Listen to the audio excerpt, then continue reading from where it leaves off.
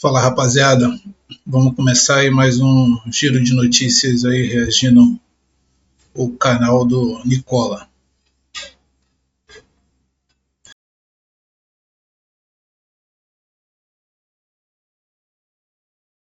Vídeo de hoje do canal do Nicola te conta sobre um aumento grave no valor da dívida do Corinthians.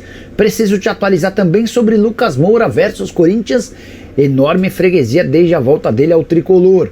Já no Palmeiras, Abel Ferreira não é o único de saída, tem mais jogador importante. Falo também sobre Renato Gaúcho, que pode ser anunciado a qualquer momento como novo técnico do Cruzeiro. Neymar é aguardado na quarta-feira em Santos para assinar contrato com o Peixe. Já Danilo anunciou sua rescisão de contrato com a Juventus, a assinatura dessa rescisão, e já está a caminho do Rio de Janeiro para virar reforço do Flamengo. Para completar Soteldo mais perto do Galo, as últimas do mercado, bastidores, finanças e muito mais.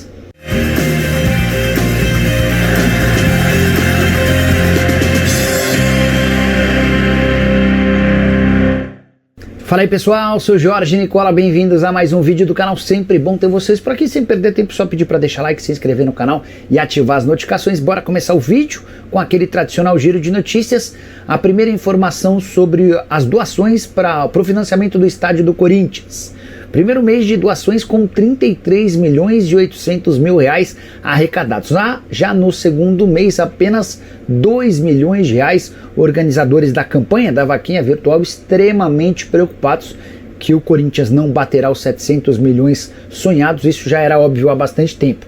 A grande questão é como fazer para pelo menos bater 100 milhões de reais. Eu já não tenho essa expectativa. Quero contar também que a Record liderou a audiência em São Paulo com a transmissão de São Paulo 3, Corinthians 1.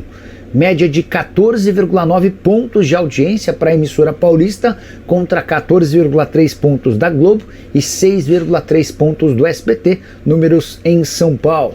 Já Anderson Talisca é outro brasileiro a trocar a Arábia Saudita. O atacante que pertencia ao Al Nassr está fechando os últimos detalhes para se mudar para o Fenerbahçe da Turquia. Lamento demais essa negociação, acho que o Talisca arrebentaria no futebol brasileiro. O outro, que todo mundo sabe, é o Neymar, de quem eu vou falar daqui a pouquinho. Já Everaldo sinalizou ao Vitória que não tem interesse em trocar de clube em Salvador. Jogador do Bahia, 33 anos de idade, havia sido alvo de uma oferta de 6 milhões de reais, mas ele preferiu continuar no tricolor. Até por isso o Vitória avançou na contratação de Carlinhos. Atacante que pertence ao Flamengo, ele vai por empréstimo até o fim da temporada com a opção de compra de 4 milhões e meio de reais. Para fechar o giro de notícias, contar que o Sport do Recife avançou na contratação de Pablo, atacante que não tem sido utilizado no Atlético Paranaense por opção do próprio Furacão. Hora de falar sobre Soteldo, sem clima no Santos e mais perto do Galo. Cuca tem insistido na contratação do atacante venezuelano. Por outro lado, o atual treinador do Santos, Pedro Caixinha, não parece fazer muita questão de manter o venezuelano. Depois da derrota para o Palmeiras no meio de semana, Pedro Caixinha usou a entrevista coletiva para criticar abertamente o comportamento tático do Soteldo, alguém que se entrega pouco no momento sem bola. Não por coincidência, no jogo contra o Velo Clube, no final de semana, nova derrota do Santos, Soteldo nem sequer foi relacionado. E diante desse cenário de desavença entre técnico e jogador, do interesse do Atlético Mineiro e das contratações de Gabriel Veron e Neymar, vai faltar espaço para o Soteldo. A tendência é que o acordo com o Galo aconteça. A oferta da semana passada de 5 milhões de euros, mais um empréstimo de 2 jogadores, não foi aceita. O Galo deve melhorar essa oferta para fechar a contratação do jogador. Já Danilo é atleta do Flamengo. Esse anúncio vai acontecer nas próximas horas. O lateral direito é aguardado nessa terça-feira no Rio de Janeiro para realização de exames médicos e assinatura por 2 anos. A novidade dessa segunda diz respeito a um anúncio feito pelo próprio atleta do seu desligamento na Juventus. Danilo postou um vídeo em que ele fala longamente sobre os 5 anos e meio à frente da Juventus, que se tornou um torcedor, que aprendeu demais com o clube, que essa paixão ele passa de pai para filho, enfim, enormes e bonitas palavras de alguém que foi extremamente importante como atleta da Juve e que chega ao Flamengo para ser zagueiro. Conversa dele com o Felipe Luiz tratou sobre a possibilidade de atuar nessa função. Eventualmente, numa necessidade, ele pode jogar como lateral direito. Não se descarta a chance de Danilo atuar numa linha de 3 zagueiros aberto pela direita. Só para complementar as informações do Danilo, que você soube primeiro no canal, contar que ele pediu ao Flamengo para vestir a camisa 13, a tendência é que esse seja o número dado ao atleta. Segundo reforço rubro-negro para a temporada, o primeiro havia sido outro jogador que você soube primeiro por aqui, Juninho, atleta que veio do Karabakh. Hora de falar de Cruzeiro. É grande a chance de Fernando Diniz ser demitido nas próximas horas. Desempenho horroroso, muita pressão, críticas do torcedor. Aí, além de tudo isso, dá para contar que Renato Gaúcho sinalizou com um sim para os dirigentes da Raposo. O Cruzeiro não queria demitir o Fernando Diniz antes de ter um novo técnico escolhido, e a tendência é que ao longo dessa segunda-feira a gente assista a demissão do Diniz e a contratação do Renato Gaúcho. Diniz que chegou a ter uma reunião a portas fechadas com dirigentes cruzeirenses, muitas críticas e cobranças em relação ao trabalho e à falta de resultados. Alexandre Matos, que também se reuniu com os jogadores do Cruzeiro, exigindo mais comprometimento. Campanha bem ruim do Cruzeiro, que vem de derrota para o Atlético e de empate contra o Betim, diante de mais de 30 mil pessoas no Mineirão. Só para lembrar que o Renato Gaúcho era a bola da vez do Cruzeiro quando da demissão do Fernando Seabra. Na oportunidade, finalzinho da temporada passada, o Diniz, ou melhor, o Gaúcho disse que não poderia deixar o Grêmio às vésperas do fim do Campeonato Brasileiro com o seu time correndo risco. Acabou a temporada, ele não renovou o contrato por lá, ficou à disposição e será anunciado muito em breve. Hora de falar sobre saídas no plural do Palmeiras. Primeira delas, e mais importante, Abel Ferreira deixou bem claro, depois da derrota para o Novo Horizontino no último sábado, que esse será seu último ano como treinador do Palmeiras, colocando um ponto final nas especulações e no sonho da Leila Pereira de renovar seu contrato até dezembro de 2027. Que a Leila use esse período de praticamente um ano, em que ela sabe que vai perder seu técnico para trabalhar a sucessão e já escolher um outro treinador com características ou estilo parecido ao do Abel, para que essa sucessão seja menos complicada possível. Outra saída para já, iminente. O Abel, depois da derrota para o Novo Horizontino, afirmou que comemora a volta do Piquerez, alguém para ele super importante. Lateral que ficou de fora por mais de 6 meses devido a uma lesão no joelho. Foi relacionado e ficou no banco de reservas contra o Novo Horizontino e deve ganhar oportunidades a qualquer momento. Diante desse cenário, o Abel vai decidir nos próximos dias sobre quem negociar, ou Caio Paulista ou Vanderlan. A ideia é ter 2 e não 3 laterais esquerdos. Tô para dizer para vocês que talvez a decisão nem seja só do Abel. Vai depender também muito do nível de propostas que os dois atletas receberem.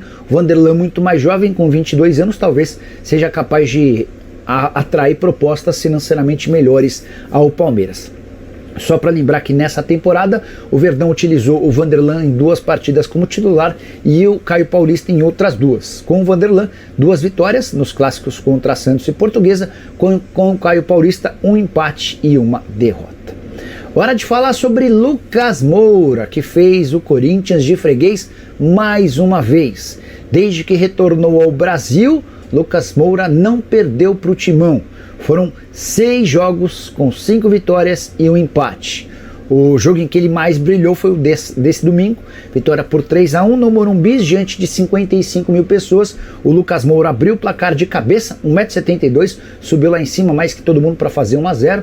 O São Paulo faz o 2-0 com um gol do Oscar, leva o 2-1 e na sequência, ainda que o Corinthians pudesse esboçar uma reação, Lucas tabelou com o Caleri, infiltrou na área, passou por 4 adversários e marcou um golaço para segurar a vitória por 3-1 com 2 gols dele. Desde que retornou, além dessas 5 vitórias e 1 empate, o Lucas Moura marcou 5 gols em clássicos contra o Corinthians dos 14 que o tricolor fez. Esse resultado coloca o São Paulo com 7 pontos no Campeonato Paulista, por ter um jogo a menos do que os demais contra a Inter de Limeira. Se houver vitória nesse jogo, o São Paulo, na teoria, assume a liderança geral do Campeonato Paulista. Importante contar também da gozação dos São Paulinos em relação ao Corinthians, que perdeu no sábado na final da Copa São Paulo e no domingo também no Campeonato Paulista. A brincadeira é que o Corinthians apanhou no sábado e apanhou no domingo na base e no profissional. Hora de falar sobre o Corinthians. Romeu Tuma Júnior, presidente do Conselho Deliberativo do Corinthians, assegura que a dívida alvinegra sob o comando de Augusto Melo cresceu 450 milhões de reais em apenas um ano. Segundo o presidente do Conselho Deliberativo. A frase é essa aqui, ó: nesta atual gestão já teve 450 milhões de dívida em menos de um ano. Alguém precisa dar um freio nisso aí, fecha aspas, talvez por conta desse número assustador, assombroso, que o Augusto Melo decidiu não mais contratar atletas nesse ano. O Corinthians, depois de investir pesado em 2024, não tem contratações para 2025. Segundo o Romeu Tuma, a dívida atual do Corinthians gira na casa dos 2 bilhões e meio de reais, de longe a maior dívida do futebol brasileiro. O Augusto Melo, depois da derrota para o São Paulo no Morumbi, falou pouco sobre o jogo, preferiu abordar temas ligados à política e também a Romeu Tuma Júnior, a quem acusa de tentativa de golpe, abre aspas, para o presidente. Eles querem dar um golpe para colocar o candidato deles na minha cadeira. Até o final da semana vocês vão saber quem é, e eu não boto minha mão no fogo por ninguém. Quem colocou esses caras, os vice-presidentes, fui eu, e eles estão traindo a minha confiança e tudo que eu fiz por eles. Se tivesse algo de errado, eu seria o primeiro a entregar o cargo. O Augusto ainda completou: essa semana serão divulgadas muitas coisas, vocês vão ver. Vocês ficarão assustados com o que o Tuma falou e vem falando. O tom dele é de menosprezar todo mundo.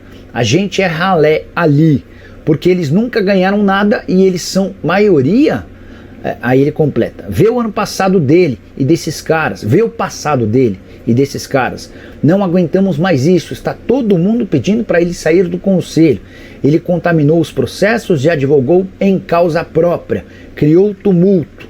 Como um cara desse pode presidir um conselho como o do Corinthians? Mas temos conselheiros responsáveis, fecha aspas. Ainda não há uma data para votação do impeachment do presidente Augusto Melo. Qualquer novidade, conto para vocês. Combinado? Bora fechar o vídeo para falar sobre a volta de Neymar ao Santos. Novidades importantes no fim de semana. Santos e Al Hilal avançaram na rescisão do contrato. Faltam questões burocráticas para a assinatura do fim de um vínculo que garantiria um caminhão de dinheiro ao Neymar, vai garantir um caminhãozinho. É que o Neymar vai levar uma grana para a rescisão do contrato, mas menos do que os 384 milhões de reais a que ele teria direito até junho. Com isso, o Neymar é aguardado até quarta-feira na Vila Belmiro para realização dos exames médicos e assinatura do contrato até a metade da temporada. A expectativa no Santos é de que o Neymar esteja à disposição para a estreia em 5 de fevereiro, jogo contra o Botafogo de Ribeirão Preto no Campeonato Paulista, à pressa dos dois lados, do Santos para colocar o craque para jogar e do Neymar para provar ao mundo que ele ainda tem condição de atuar em alto nível. Mas, Nicola, por que um contrato tão curto? Né? Obviamente que o Neymar não vai citar isso, mas ele quer jogar muita bola no Santos, provar que pode voltar a atuar em alto nível para estar à disposição de um grande clube no futebol europeu. O sonho da vida do Neymar é voltar ao Barcelona. Para isso ele precisa jogar muita bola nesses próximos meses. De qualquer forma, o Santos já se beneficia com o retorno do atleta, ainda que por um período curto. A Umbro, fornecedora de material esportivo, já foi avisada para confeccionar mais camisas, porque imagina-se um boom de vendas nos próximos dias. Os patrocinadores do Santos também foram chamados e terão a obrigação de aumentar os valores se quiserem continuar no uniforme do Peixe.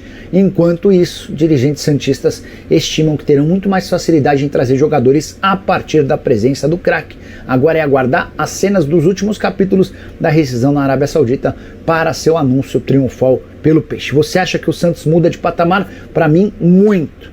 O Santos passa a ser, inclusive, favorito ao título do Campeonato Paulista com a presença, na minha opinião, do melhor jogador brasileiro em atividade há bastante tempo. Curtiu o vídeo? Não esquece de deixar like, de se inscrever no canal. Tá aí, pessoal. Mais um giro de notícias aí do Nicola, né, falando aí do Neymar, sua rescisão aí com o clube lá na Arábia e a sua chegada ao Santos. Pedir pra galera curtir o vídeo aí, dar seu like, para ajudar o canal a crescer aí. Um abraço.